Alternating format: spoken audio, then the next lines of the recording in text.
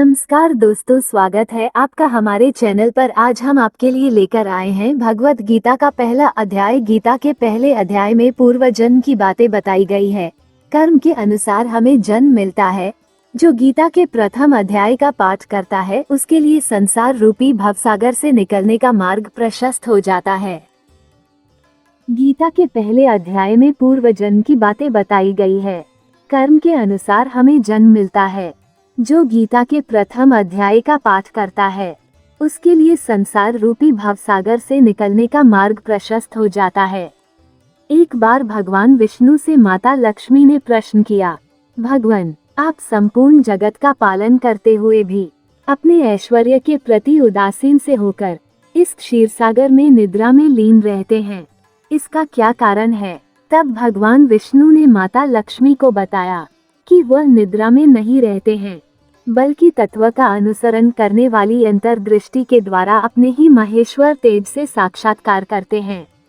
श्री भगवान बोले, प्रिय, आत्मा का स्वरूप द्वैत और अद्वैत से पृथक, भाव और अभाव से मुक्त तथा आदि और अंत से रहित है। शुद्ध ज्ञान के प्रकाश से उपलब्ध होने वाला तथा परमानंद स्वरूप होने के कारण एकमात्र सुंदर है, वही मेरा ईश्वरीय रूप है। आत्मा का एकत्व ही सबके द्वारा जानने योग्य है। गीता शास्त्र में इसी का प्रतिपादन हुआ है। भगवान विष्णु के वचन सुनकर लक्ष्मी देवी ने कहा, गीता का ये प्रतिपादन मैं भी जानना जानती हूँ। तब भगवान विष्णु ने गीता के 18 अध्यायों में अपनी स्थिति बताने के उद्देश्य से कहा, क्रमश 5 अध्याय मेरे 5 मुख हैं, 10 अध्याय मेरी 10 भुजाएं हैं, 1 अध्याय उदर और 2 अध्याय दोनों चरण कमल है। इस प्रकार यह 18 अध्यायों को ईश्वरीय मूर्ति ही समझनी चाहिए। गीता के ज्ञान मात्र से ही महान पातकों का नाश होता है। जो भी गीता के 1 या आधे अध्याय का अथवा 1 आधे या चौथाई श्लोक का भी प्रतिदिन अभ्यास करता है, वह सुशर्मा के समान मुक्त हो जाता है। तब देवी लक्ष्मी ने सुशर्मा के जीवन की कथा जाननी चाहिए। विष्णु भगवान ने बताया कि सुशर्मा बड़ी खोटी बुद्धि का मनुष्य था। वह न ध्यान करता था, न जप और न अतिथियों का सत्कार। वह हल जोतता और पत्ते बेचकर जीविका चलाता था। वह मदिरा और मांस का सेवन करता था। इस प्रकार उसने अपने जीवन का दीर्घकाल व्यतीत कर दिया। एक दिन वह पत्ते लाने के लिए किसी ऋषि की वाटिका में घूम रहा था। तभी कालरूपधारी काले सांप के डंसने से उसकी मृत्यु हो गई। तदनंतर वह अनेक नरकों में जा वहां की यातनाएं भोगकर मृत्युलोक में लौट आया। फिर बोझा ढोने वाले बैल के रूप में उसने जन्म लिया। तब किसी पंगु ने उसे खरीद लिया। बैल ने अपनी पीठ पर पंगु का भार ढोते हुए बड़ी कष्ट से 7-8 वर्ष बिताए। एक दिन पंगु ने किसी ऊंचे स्थान पर बहुत देर तक बड़ी तेजी के साथ उस बैल को घुमाया।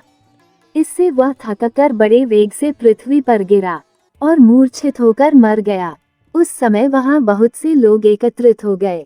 उस जन समुदाय में से किसी पुण्यात्मा व्यक्ति ने उस बैल का कल्याण करने के लिए उसे अपना पुण्य दान किया। उस भीड़ में एक वेश्या भी खड़ी थी।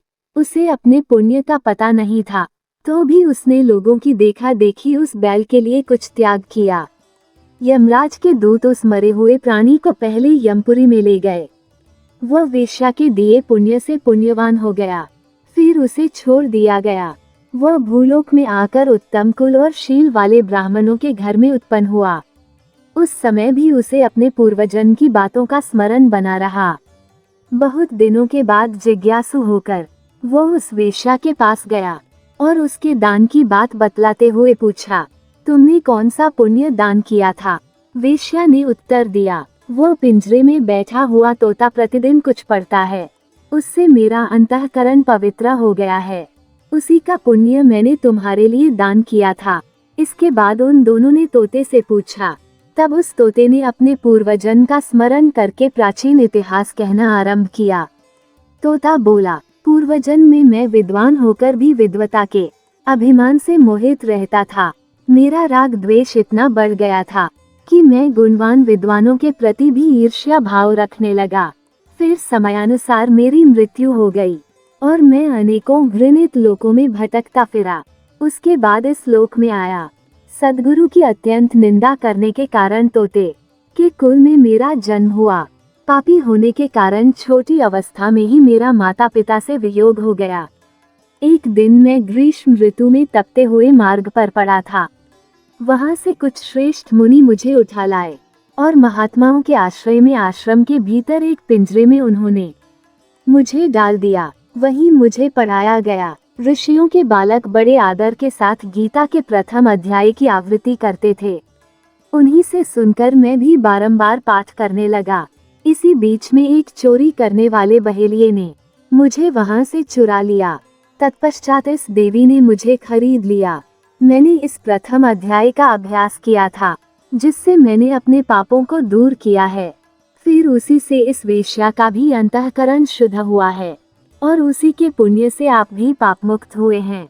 इसलिए जो गीता के प्रथम अध्याय को पढ़ता, सुनता तथा अभ्यास करता है, उसे इस भवसागर को पार करने में कोई कठिनाई नहीं होती है।